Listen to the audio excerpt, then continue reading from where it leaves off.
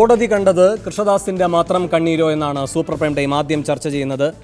Advocate A Jaishankar, ഇന്നത്തെ ദിവസം അങ്ങേക്ക് ഹൈക്കോടതിയുടെ നീതിബോധത്തിൽ ഉള്ള വിശ്വാസത്തിൽ എന്തെങ്കിലും ഇടിവ് തട്ടിയിട്ടുണ്ടോ? അങ്ങ് അവിടെ പ്രവർത്തിക്കുന്ന വ്യക്തിയാണ്. 1-2 ദിവസമായി ഈ കൃഷ്ണദാസുമായി ബന്ധപ്പെട്ട സിംഗിൾ ബെഞ്ചിൻ്റെ നീതി സംബന്ധിച്ച നിരീക്ഷണങ്ങൾ, അന്വേഷണം ഏത് വിധത്തിലുള്ള ഉത്തരവിലേക്ക് ഇത് പോകും എന്ന സംശയം കൂട്ടിക്കൊണ്ടേയിരിക്കുകയായിരുന്നു. ആ ദിശയിലുള്ള ഒരു ഉത്തരവ് തന്നെയാണ് വന്നിരിക്കുന്നത് എന്ന് മാത്രമല്ല, വടക്കാഞ്ചേരിയിലെ കോടതിക്ക് നിർദ്ദേശവും പോയിരുന്നു. ഉച്ച കഴിഞ്ഞ് ഇദ്ദേഹത്തെ ഹാജരാക്കുമ്പോൾ റിമാൻഡിലേക്ക് വിടണമെന്ന പോലീസിൻ്റെ അഭ്യർത്ഥന വന്നാൽ അത് പരിഗണിക്കേണ്ടതില്ല, ഇവിടുത്തെ തീരുമാനം വന്നതിന് ശേഷം മതിയെന്ന്. അപ്പോൾ തന്നെ എല്ലാവർക്കും മനസ്സിലായി ഏത് രൂപത്തിലാണ് ഈ വിധി വരാൻ പോകുന്നത് എന്ന്. ഇത് യാദൃച്ഛികമാണോ? നീതിയുടെ തുലാസിലിട്ട് നോക്കി നീതിപൂർവകമായി നമ്മുടെ മുന്നിലേക്ക് എത്തിയിരിക്കുന്ന ഒരു കോടതി വിധിയാണോ? അതോ നമ്മുടെയൊക്കെ സംശയത്തെ ബലപ്പെടുത്തുന്ന തരത്തിൽ ഒരു ദിശയിലേക്ക് മാത്രം പോയ നീതിബോധത്തിൻ്റെ പരിണത ഫലമാണോ ഇത്? അല്ല, ഇത് പറയുമ്പോൾ ഈ ജാമ്യം കൊടുക്കുന്നത് സംബന്ധിച്ച് കോടതിക്ക് വലിയ വിവേചനാധികാരമുള്ളത്. ഓരോ കേസിൻ്റെയും വസ്തുതകൾ എന്ന് വെച്ചാൽ വിചാരണ നടന്നിട്ടില്ല. പോലീസ് കൊടുക്കുന്ന രേഖകൾ മിക്കവാറും കേസ് ഡയറി പരിശോധിച്ചിട്ടാണ് കോടതി ഈ കാര്യങ്ങളിൽ ഒരു തീരുമാനം എടുക്കുക. പ്രോസിക്യൂട്ടറുടെ വാദങ്ങൾക്കും ഈ പ്രതിയുടെ വാദങ്ങൾക്കും കോടതിയുടെ വിവേചനാധികാരം ഉപയോഗിക്കും.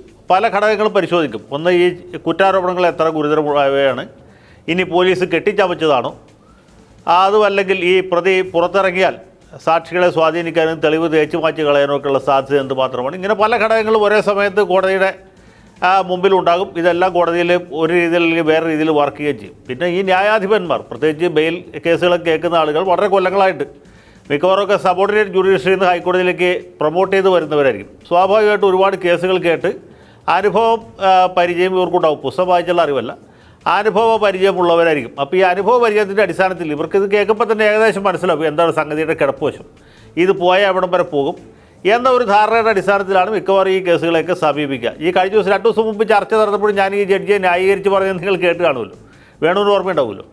ഞാൻ പറഞ്ഞത് ജസ്റ്റിസ് എബ്രഹാം മാത്യു, അദ്ദേഹം ഒരുപാട് കൊല്ലം മജിസ്ട്രേറ്റായിട്ടും മുനിസിപ്പായിട്ടും പിന്നീട് സബ് ജഡ്ജിയായിട്ട് ജില്ലാ ജഡ്ജിയായിട്ടൊക്കെ പ്രവർത്തിച്ച അനുഭവ പരിചയമുള്ള ആളാണ്. ഹൈക്കോടതിയിലേക്ക് ഡയറക്റ്റായിട്ട് അപ്പോയിൻ്റ് ചെയ്യപ്പെട്ട ആളല്ല, ബാറിൽ നിന്ന് വന്ന ആളല്ല, സബോർഡിനേറ്റ് ജുഡീഷ്യറി പ്രൊമോഷൻ വഴിക്ക് വന്ന ആളാണ്.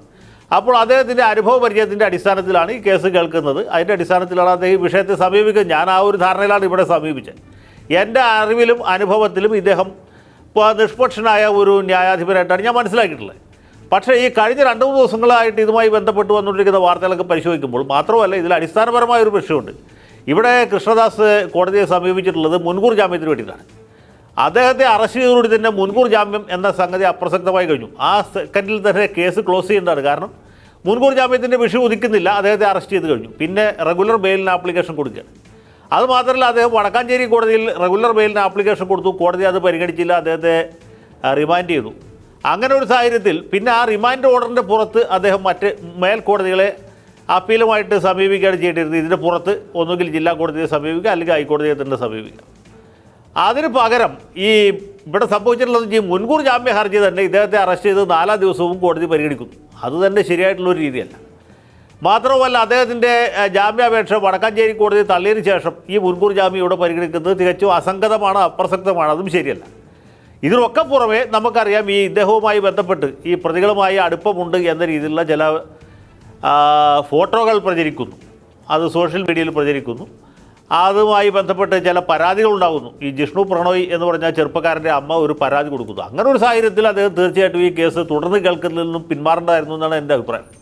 കാരണം നീതി നടപ്പാക്കിയാൽ മാത്രം പോരാ, നീതി നടപ്പാകുന്നുണ്ട് എന്ന് ആളുകൾക്ക് ബോധ്യപ്പെടുകയും ചെയ്യണം. ഇവിടെ സംഭവിച്ചിട്ടുള്ള ഏറ്റവും വലിയ അപകടം ഇതാണ്. ഇദ്ദേഹത്തിൻ്റെ ഉത്തരവ് നീതിന്യായപരമായി ശരിയായിരിക്കുമെന്ന് വിചാരിക്കാനാണ് ഞാൻ ആഗ്രഹിക്കുന്നത്.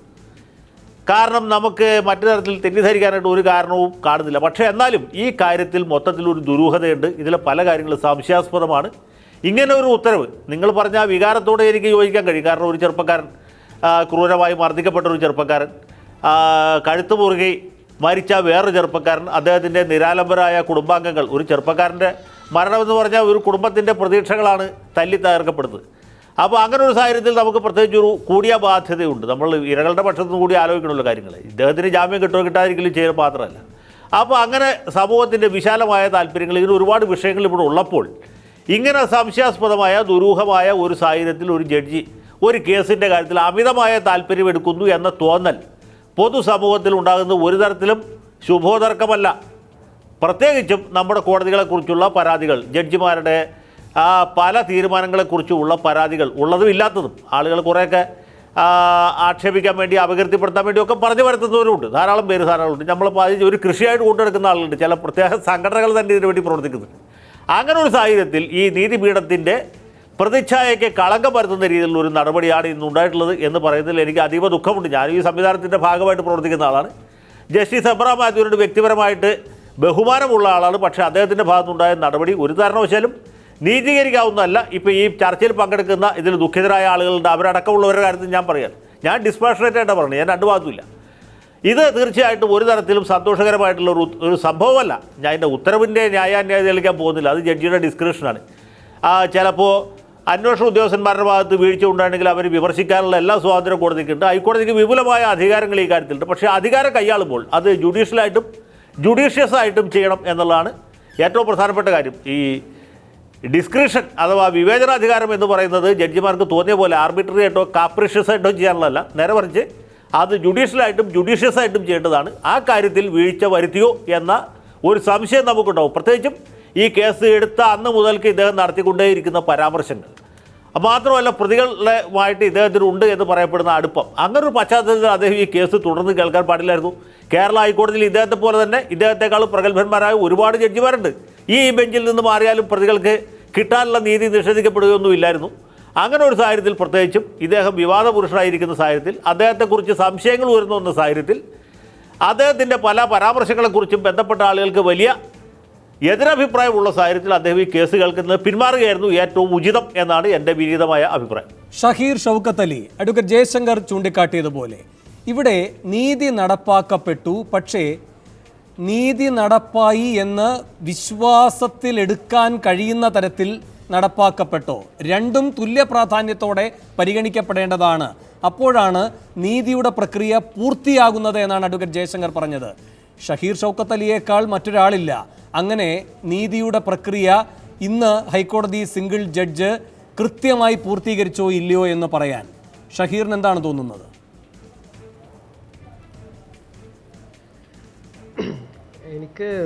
ഞാൻ ആദ്യമായിട്ട് എന്താ പറയാമെന്ന് വിചാരിച്ചു ചോദിച്ചാൽ, ഇതിൽ റിട്ടയർഡ് SP ഉണ്ട് സാറ്. ഇതിനു മുമ്പ് ജിഷ്ണു പ്രണോയിൻ്റെ ഇതായിട്ട് നമ്മൾ ചർച്ച ചെയ്യുമ്പോൾ സാറ് പറഞ്ഞൊരു കാര്യമുണ്ട്. ജിഷ്ണുവിന് അന്ന് എന്ത് സംഭവിച്ചു എന്ന് ഹലോ പറഞ്ഞോളൂ, കേൾക്കാം. ജിഷ്ണുവിന് അന്ന് എന്ത് സംഭവിച്ചു എന്ന് പറയാൻ ജിഷ്ണു ജീവിച്ചിരിപ്പില്ല എന്ന് പറഞ്ഞിരുന്നു. അതേപോലെ അങ്ങനെ ഇരിക്കുന്ന സമയത്ത് എൻ്റെ അടുത്ത് വരുമ്പോൾ എനിക്കറിയാം ഞാൻ അന്ന് എന്താ അനുഭവിച്ചതെന്ന്. മാനസികമായി ശാരീരികമായി ഞാൻ എത്ര തകർന്നു എന്ന്. 2-3 ദിവസം ഞാൻ പിന്നെ ഉറങ്ങിയിട്ടില്ല. എനിക്ക് കണ്ണടയ്ക്കുമ്പോഴും എനിക്ക് ഉറങ്ങാൻ പോലും പറ്റാണ്ട് ആ കൃഷ്ണദാസിൻ്റെ ആ ഒരു ശബ്ദം, ഒരു എന്താ പറയുക, ആ ഒരു പൊട്ടിത്തെറിയായിരുന്നു അത്. അതേപോലെ അയാളുടെ മുഖവും എന്നെ മർദ്ദിക്കുമ്പോഴെല്ലാം ഞാൻ അനുഭവിച്ച ആ ഒരു സിറ്റുവേഷൻ ഉണ്ടല്ലോ, അതെനിക്കിങ്ങനെ എൻ്റെ മനസ്സിൽ ഇപ്പോഴും ഉണ്ട് അത്. അപ്പോൾ അതിന് ശേഷം ആ കോളേജ് അടയ്ക്കും, അങ്ങനെ പല പ്രശ്നങ്ങളും ഇപ്പോൾ മറ്റേ ജിഷ്ണു മരിച്ചതിന് ശേഷം ഉണ്ടായതിന് ശേഷമാണ് എനിക്ക് എന്താ പറയുക, അങ്ങനെ സമാധാനിക്കാൻ പറ്റൂലെങ്കിലും ഇപ്പോൾ നീതി വരില്ല, പുറത്തേക്ക് സത്യം വരുന്നു എന്നൊരു സന്തോഷം ഉണ്ടായത്. അപ്പോൾ ഞാൻ എന്താ പറയുന്നത് ഉദ്ദേശിച്ചാൽ ജിഷ്ണുവിന് എന്ത് സംഭവിച്ചു, എനിക്ക് ഇവിടെ ജീവനോടുള്ള ഞാൻ പറഞ്ഞിട്ട് പോലും ഇവിടെ നീതി കിട്ടുന്നില്ലെങ്കിൽ, മരിച്ചുപോയ ജിഷ്ണുവിന് പറയാൻ ഇവിടെ ആരുമില്ല, അവിടെ എന്ത് സംഭവിച്ചു എന്ന് പറയാനില്ല, പിന്നെ എങ്ങനെയാണ് ജിഷ്ണുവിന് നീതി കിട്ടുക? എങ്ങനെയെങ്കിലും ഇതിൽ കിട്ടുമോ? കാരണം സത്യം എന്താണെന്ന് മുഴുവനായിട്ട് ഞാൻ തന്നെ പറയുമ്പോൾ അങ്ങനെ ഒന്നും നടന്നിട്ടില്ല, അല്ലെങ്കിൽ അത്ര ഇതിലേക്ക് പോകുമ്പോൾ എങ്ങനെയാണ് ജിഷ്ണുവിന് നീതി കിട്ടുക? ഷഹീർ ഷൗക്കത്ത് അലി, ഈ ജാമ്യം കൃഷ്ണദാസിന് കിട്ടുന്നതിൽ ഈ കേസിൻ്റെ നൂലാമാലകളിലേക്ക് മുഴുവൻ നീതിപീഠം സഞ്ചരിച്ചിരിക്കുന്നു. അവിടെ വീണ്ടും നീതി കിട്ടിയില്ല എന്ന് ഷഹീറിനെ തോന്നിപ്പിക്കുന്നത് എന്താണ്?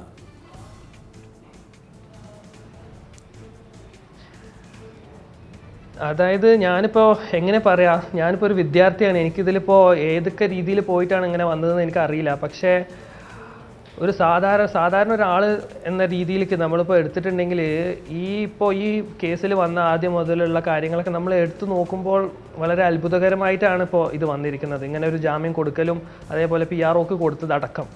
അപ്പോൾ അതൊന്നും വിശ്വസിക്കാനും പറ്റുന്നില്ല. ഇപ്പോൾ ഞാൻ പറയുകയാണെങ്കിൽ എന്താ ഇത് സംഭവം വെച്ചാൽ, ഇപ്പോൾ അത്ര സത്യസന്ധമായിട്ട് അന്വേഷിച്ച DYSP ഷെൽബി സാറും പിന്നെ SI വന്ന് അഗസ്റ്റിൻ സാർ അങ്ങനെയുള്ള ആ ടീം നോക്കിയതിന് ശേഷമാണ് ഇത് പെട്ടെന്ന് പുറത്തേക്ക് വന്നത്.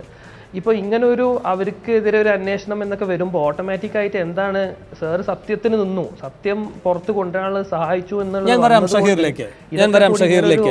ശ്രീ KK ശ്രീജിത്ത്, ഗൗരവതരമായ വീഴ്ചകൾ ആദ്യഘട്ടത്തിൽ ജിഷ്ണു പ്രണോയിയുടെ അന്വേഷണവുമായി ബന്ധപ്പെട്ടുണ്ടായെങ്കിൽ പിന്നീട് പഴുതടച്ചുള്ള അന്വേഷണത്തിലേക്ക് അത് പോയി. നിങ്ങൾക്കും അതിൽ ഒരാശ്വാസം വന്നു. അത്ര കാര്യക്ഷമമായി ആ അന്വേഷണം പുരോഗമിച്ച ഘട്ടത്തിൽ പോലും ഇതേ നീതിപീഠം ചോദിച്ചത് ആത്മഹത്യാ പ്രേരണ കുറ്റം നിലനിൽക്കുമോ എന്നാണ്. ഇപ്പോൾ ഷഹീറിൻ്റെ കാര്യത്തിലും ആദ്യഘട്ടത്തിൽ വലിയ വീഴ്ചകൾ സംഭവിച്ചു. അതിൻ്റെ പരിക്കുകൾ മുഴുവൻ പരിഹരിച്ച് അന്വേഷണ സംഘം ഒരു ഘട്ടത്തിലെത്തുമ്പോൾ കോടതി ചോദിക്കുകയാണ് പണാപഹരണം നിലനിൽക്കുമോ, കോടതി ചോദിക്കുകയാണ് അന്യായമായി തടങ്കലിൽ വെച്ച് പിടിച്ച് കൊണ്ടുപോയി, നിർബന്ധപൂർവ്വം പിടിച്ചു കൊണ്ടുപോയി തട്ടിക്കൊണ്ടുപോയി തടങ്കലിൽ വെച്ചു എന്ന് നിൽക്കുമോ എന്ന്. നിരന്തരമായി ഒരു നീതിപീഠം ഇങ്ങനെ രണ്ട് കേസിലും കൃഷ്ണദാസിന് അനുകൂലമായ സംശയങ്ങൾ ഉന്നയിക്കുന്നത് എന്തുകൊണ്ടാണ്? വേണു, ഞങ്ങൾ ഇപ്പോൾ ഇന്ന് 2-3 ദിവസങ്ങളായി ഞങ്ങളുടെ കുടുംബത്തിൽ ഞങ്ങളുടെ പെങ്ങൾക്ക് ഒക്കെ മനസ്സിലുണ്ടായിരുന്ന ഒരു വികാരമാണ് ഈ ചർച്ചയിലൂടെ ഞങ്ങളുടെ ശബ്ദമായി വേണു ഇവിടെ പറഞ്ഞത്. ഞങ്ങൾക്ക് ഭയമായിരുന്നു, ഇതൊക്കെ പറ്റുമോ, ഇത്രയൊക്കെ കാര്യങ്ങൾ പറഞ്ഞാൽ കോടതി അലക്ഷ്യമാകുമോ എന്നുള്ളൊരു ഭയമായിരുന്നു. പക്ഷെ ഇന്ന് മുതൽ ഇന്ന് വരെ ഞങ്ങളുടെ ശബ്ദമായി ഈ മാധ്യമത്തിന് മാറാൻ കഴിഞ്ഞതിലുള്ള വളരെയേറെ സന്തോഷം ഞാൻ ആദ്യമേ പങ്കുവെക്കുകയാണ്. ഞാൻ ചോദിക്കട്ടെ, മരിച്ച ജിഷ്ണു പ്രണോയിക്ക് തെളിവുകൾ ഹാജരാക്കാൻ കഴിയില്ല, എന്നാൽ ഷഹീറിന് സ്വന്തം അനുഭവം പങ്കുവയ്ക്കുന്നു. ഇത് കോടതി വിശ്വാസത്തിൽ എടുക്കുന്നില്ല എന്നാണ് കരുതുന്നത്. അതുമാത്രമല്ല, കോടതിയെ ഇവിടെ തെറ്റിദ്ധരിപ്പിച്ചിട്ടുണ്ട്. കൃഷ്ണദാസിന് ഇടക്കാല ജാമ്യം, കൃഷ്ണദാസിന് എല്ലാ ആനുകൂല്യങ്ങളും കിട്ടാനാവശ്യമായ എല്ലാ നടപടികളും അതിവേഗത്തിലാണ് നടന്നത്. ഞങ്ങൾക്ക് ആ ഒരു വേഗം ഞങ്ങളെ സംബന്ധിച്ചുണ്ടായില്ല. ഞങ്ങൾക്ക് നീതി കിട്ടാനോ നീതിയും അവകാശങ്ങളും ഇരകൾക്കുമില്ലേ, ഞങ്ങൾക്കത് ഉണ്ടായില്ല. കൃഷ്ണദാസ് ഈ കഴിഞ്ഞ ഫെബ്രുവരി 16-ാം തീയതി കോടതിയിൽ വലിയ രീതിയിൽ കോടതിയെ തെറ്റിദ്ധരിപ്പിച്ചു. 17-ാം തീയതി ഈ സംസ്ഥാന സർക്കാരും അതുപോലെ തന്നെ DGPയും ഉൾപ്പെടെയുള്ളവർ കോടതിയെ തെറ്റിദ്ധരിപ്പിച്ച കാര്യം കോടതിയുടെ ശ്രദ്ധയിൽ കൊണ്ടുവന്നു. അതിൽ നടപടിയില്ല. കോടതിയെ ഈ കൃഷ്ണദാസിൻ്റെ അഭിഭാഷകനും കോടതിയെ തെറ്റിദ്ധരിപ്പിച്ചതിൽ നടപടിയില്ല. ഞങ്ങൾക്ക് ഇവിടെ ഞങ്ങൾക്ക് നീതി നിഷേധിച്ച ജ്ഞാനശേഖരൻ, ഞങ്ങളുടെ കുഞ്ഞിൻ്റെ കേസ് അട്ടിമറിക്കാൻ വലിയ രീതിയിൽ പങ്കുവഹിച്ച ജ്ഞാനശേഖരനുണ്ട്. അദ്ദേഹം ഇപ്പോൾ ഷഹീറിൻ്റെ കേസിലെങ്കിലും അദ്ദേഹത്തിന് നടപടി വന്നിരിക്കുകയാണ്. അദ്ദേഹം കാണിച്ച പിഴവിനെക്കുറിച്ച് ഇവിടെ ചർച്ചയില്ല.